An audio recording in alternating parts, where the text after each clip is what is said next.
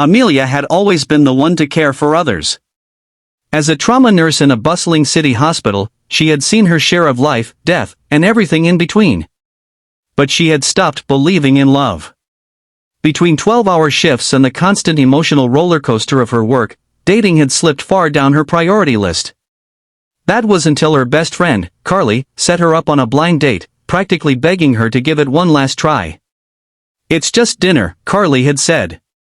"You've patched up gunshot wounds and pulled people out of comas. I think you can handle one night with a stranger over spaghetti."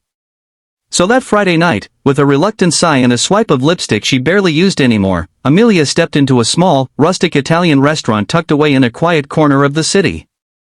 It smelled like garlic and red wine. Familiar, warm, and somehow comforting. She arrived 10 minutes early, old habit. Then he walked in. Daniel. Tall, modestly dressed, with hazel eyes that seemed more curious than confident. He was the type who didn't know he was handsome. And for the first time in a long time, Amelia felt safe.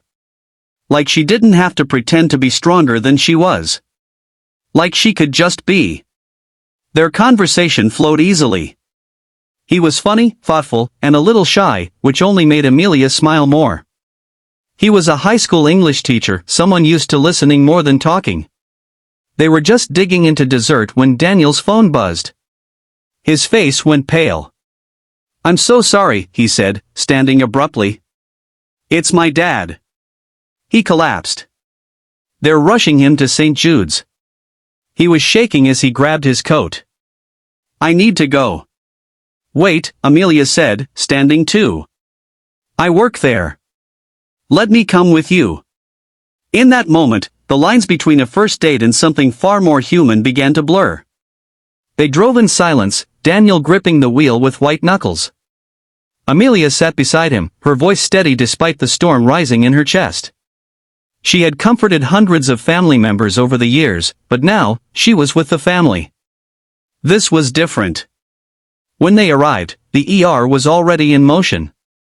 Amelia changed into her scrubs in the locker room within minutes, her nurse's instincts kicking in.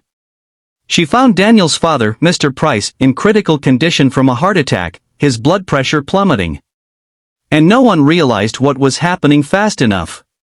"Get the crash cart," Amelia called out. "He's in cardiogenic shock." She took over with a quiet authority. The attending physician recognized her and nodded. Trust was immediate. She began chest compressions while barking orders. Within minutes, they stabilized him.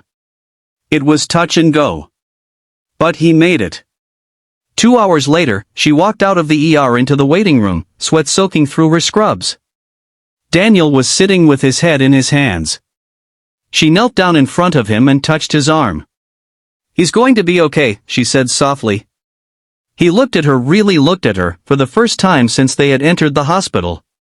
And his eyes filled with tears. "You saved his life," he whispered. Amelia had been told that before. But never like this. In the days that followed, Daniel stayed by his father's bedside. Amelia checked in every day after her shift. Sometimes with coffee. Sometimes with soup. Always with the quiet, grounded presence that Daniel had come to rely on. They didn't talk about the date again. Not until Mr. Price was discharged 2 weeks later, looking pale but smiling. He shook Amelia's hand and said, "My son tells me you were the best thing to happen to him that night. I say you're the best thing to happen to me, too." After that, Daniel asked her to dinner again. But this time, it wasn't blind. They dated slowly. Gently. Like two people who had both seen the fragility of life up close and were now choosing to cherish it. There were difficult moments, Daniel's fear of losing someone again, Amelia's emotional exhaustion from work. But they made space for each other's pain. They didn't try to fix it. They just stayed. Months turned into seasons. A year later, in the same Italian restaurant where it all began, Daniel pulled out a small box. With trembling fingers and teary eyes, he said, "You saved my father. You healed my heart. Will you be my forever?" Amelia nodded, tears slipping down her cheeks.